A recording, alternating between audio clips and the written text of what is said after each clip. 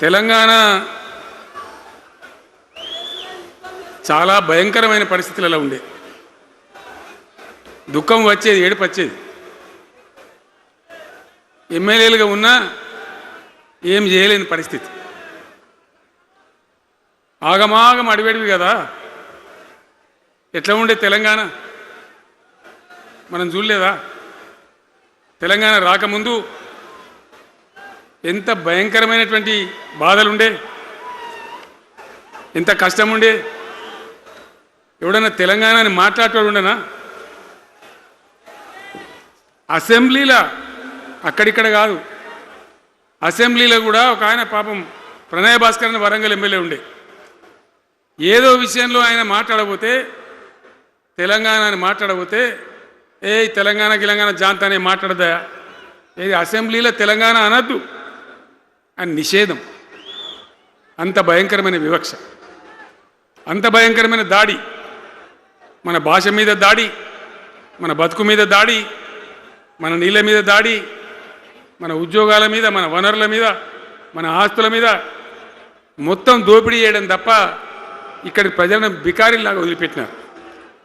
రైతాంగం ఆగమాగం అయిపోయి చెట్టుకోలు గుట్టకోలు అయిపోయింది. ఇంత ఎస్ఆర్ఎస్పి కాలువ ఉన్నటువంటి మెట్టిపల్లి, జగిత్యాల, సొప్పదండి ఇట్లాంటి ప్రాంతాల నుంచి కూడా దుబాయ్కి, బొంబాయికి వలసలు. పాలమూరు జిల్లా అయితే భయంకరమైన వలసలు.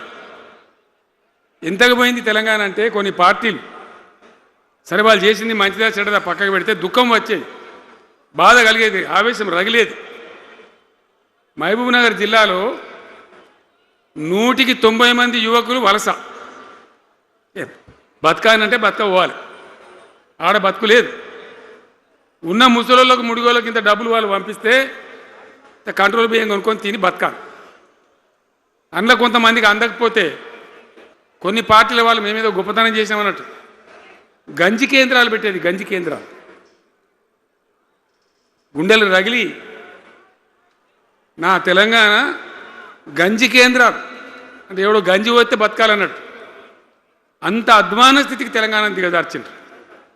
అది కాంగ్రెస్ ప్రభుత్వం కావచ్చు, టీడీపీ ప్రభుత్వం కావచ్చు.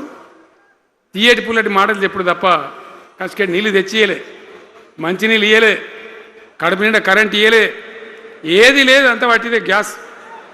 మాట్లాడు, చెప్పుడు, మోసం చేసి పోవుడు.